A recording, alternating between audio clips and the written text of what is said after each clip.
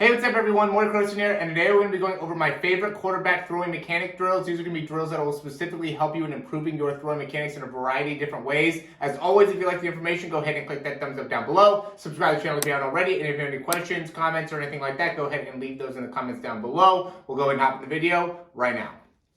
All right, so these are going to be, some will actually need equipment, some will not need equipment. Most of them just need like a football and here with the start, you need like a bit of a dowel and there's a couple exercises at the end too. But big thing that I'm just working on here, so I have the dowel. I'm trying to make it so it's basically facing straight ahead the whole time. And then I'm just working on rotating through my hips. So as I'm going here, I'm really pushing off, getting my hips to open up all the way and trying to keep that dowel facing straight ahead. This is similar to like the famous DAC drill where, you're going in and just kind of working on being able to just open up the hips and get those hips to face all the way straight ahead. Keep the shoulders facing straight to create disassociation between the shoulder joint, which is, what people talk about hip and shoulder disassociation, what they're talking about is being able to get the hips to move one way and keep the shoulders to move the other way. And this is a great drill to be able to do that, primarily focusing on the lower body.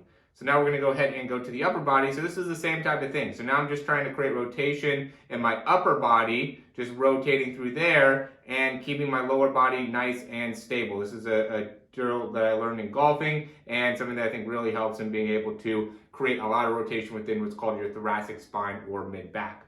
This one's great for just improving your wrist flex. So you can see here, I have the nose facing straight ahead with the football. A lot of times when people start off, they'll have the nose of the football facing off to the side or facing up. You want to make it so it's facing straight ahead, right? See where the nose of the football is. And then from there, I'm just working on being able to flick my wrist, right? So I'm bending the elbow or have the elbow bent, and then I want to work on extending the elbow. And this is an important thing as well. You want to extend the elbow first and then get internal rotation of the shoulder. So notice how I've created extension in my arm first, and then I'm going to rotate down and through, and just working on being able to really understand how to flick the wrist the best that you can as you're throwing the ball.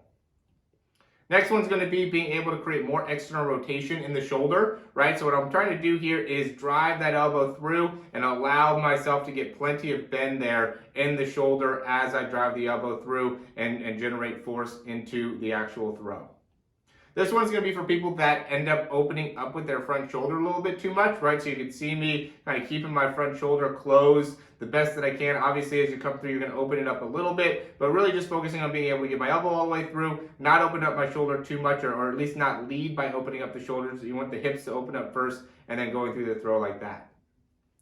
Next one's going to be for athletes that can work on their front foot stability. Really everybody, I think, as a quarterback that is working on their throwing mechanics can improve their front foot stability. So essentially what you do is you go onto your front leg, you shift all your weight forward, and then from there, you just hop right back.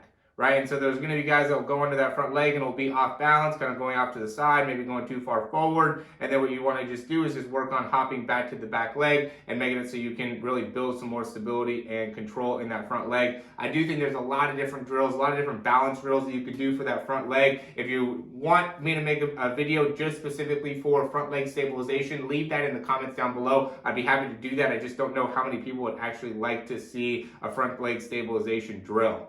This one's going to be for really allowing you to get a better understanding of how to use the wrist. I see this with people that end up pushing the ball too much, right? So when you get that elbow too low and you end up trying to like push the ball and really don't create very much rotation in the wrist, then you'll end up that'll be the result, is that you'll end up having more of a push in your throw. Here you can see I'm trying to rotate that wrist to make it so it's coming straight ahead, or the nose of the football is facing straight ahead, so I'm able to get extension and come down through the ball best I can, instead of being more of that pushing type of a movement.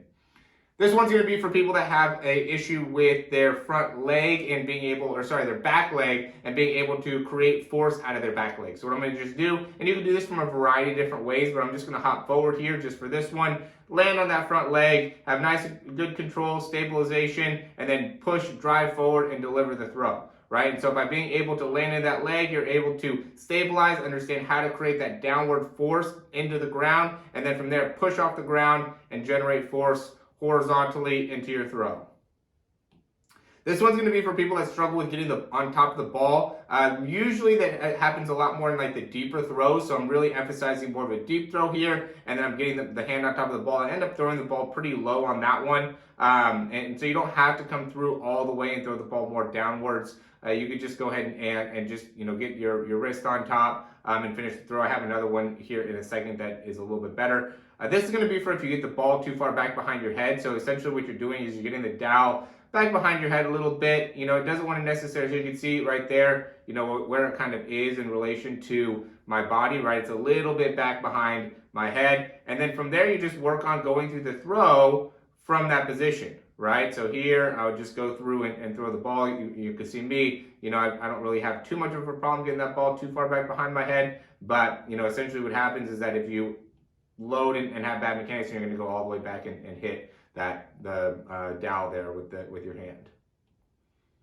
All right, this is going to be one, it's like a wall drill here is what I call it. This is going to be for people that end up going too far out to the side with their ball, throwing a little bit too sidearm. So you just go up against the wall here and just work on being able to drive that elbow up on top. Make sure, again, you're getting that wrist in a good neutral position and getting that elbow all the way through, and just working on being able to really master keeping that elbow in a good position during the throw, getting the wrist on top and finishing through like that instead of, again, going too far sidearm. This is going to be the last one, and I think this almost might be the most important, which is just a video to help you in understanding how to create, full kinematic sequencing, right? Because we talked about this before, where you want to be able to drive out that back leg, keep that shoulder closed, then slowly open up your front shoulder, then come through with the elbow, make sure the wrist is in a good position. So I'm just making sure I'm feeling all the things that I want to feel in the throw, and just working on all the small little details, and then from there actually coming through and finishing the throw. So just working on my timing, my sequencing, making sure everything's nice and aligned. I think this is a great thing to do in front of the mirror, just because you can see yourself if you have something where you're leaning off to the side too much, or end up not getting your hips all the way through or anything like that. You can see it and be able to correct it. So it's a great exercise to do in the mirror. But those are, I think, 12 drills altogether to help you in understanding your mechanics, really breaking it down into small sequential parts of your throw, and then being able to then utilize that in improving your overall throwing mechanics. I do think these are things that you could do on a fairly daily basis in order to really master your throwing mechanics and make sure you're able to get the most out of your ability to throw the ball accurately, with more distance, with more power. I highly recommend anybody that's watching this really check out our throwing program. It's just a way for you to have some degree of accountability in mastering your ability to throw the football. Again, whether it's you're trying to improve your accuracy, you're trying to throw the ball further, your mechanics, your footwork, your overall shoulder strength. It's a program that's going to be able to do all that for you in a very, very simple, well put together program that makes it so you could follow and see significant improvement week after week, and even for some athletes day after day, just by being able to really isolate some of the key things to be able to improve. Getting 12 drills is great, but if you really don't know how to implement those the best way to really maximize your throw, you're not going to get the same type of